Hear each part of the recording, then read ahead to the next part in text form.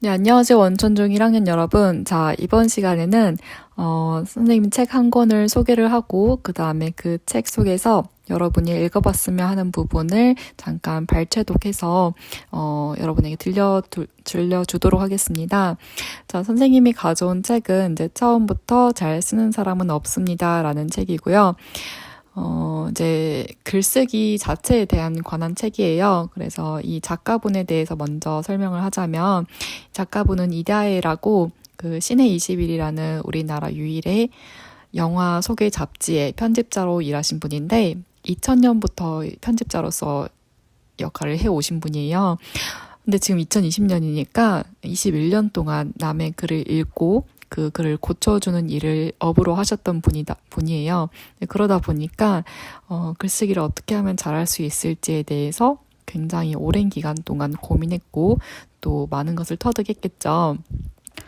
그래서 어떻게 하면 더 글을 잘 쓸 수 있는지, 혹은 글 쓰는 행위 자체가 무엇인지에 대해서 굉장히 다양한 주제를 가지고 짧게 이야기해 놓은 것을 엮어 놓은 책입니다.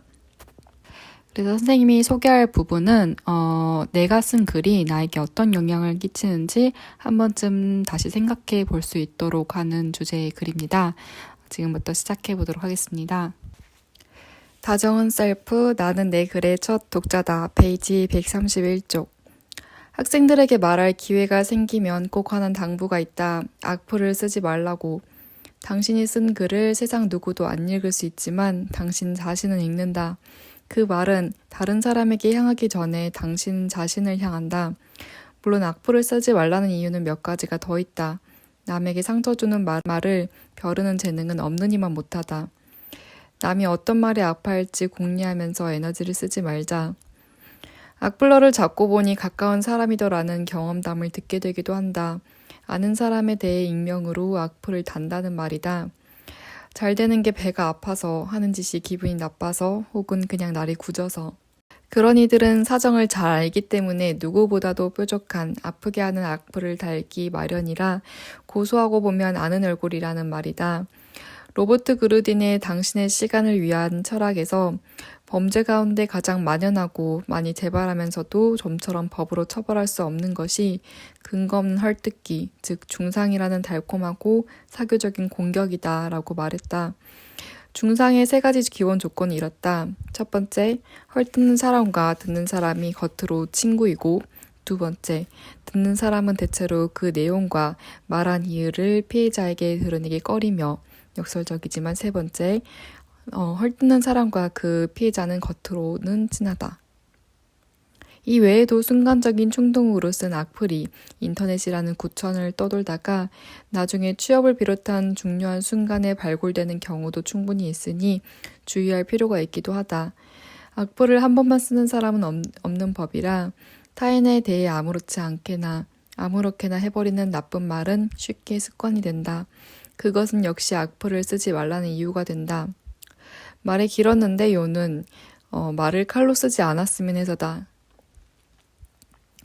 조지 손더스는 시큐러스 대학교 학생들을 위한 졸업연설에서 삶에서 가장 후회되는 순간에 대해 말했다. 노년에 이른 작가가 가장 후회하는 일은 친절하지 못했던 것이다. 중학교 때 같은 반에서 놀림받는 친구에게 친절하게 굴지 못했던 일을 포함해서 그가 쓴 친절에 대하여에는 다음과 같은 문장이 나온다. 내가 지금까지 살아온 과정에서 가장 후회하는 것은 친절하지 못했다는 것입니다. 다른 사람이 내 앞에서 고통받고 있던 때 난 이렇게 반응했습니다. 이것저것을 따지며 새치름하게 적당하게.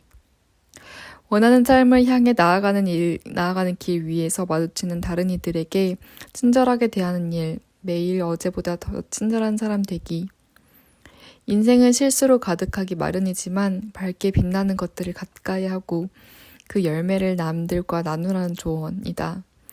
나는 내 글의 첫 독자다. 이것은 많은 작가들이 글을 쓰는 멋진 이유가 된다. 내가 읽고 싶은 글이 세상에 없어서 내가 쓴다.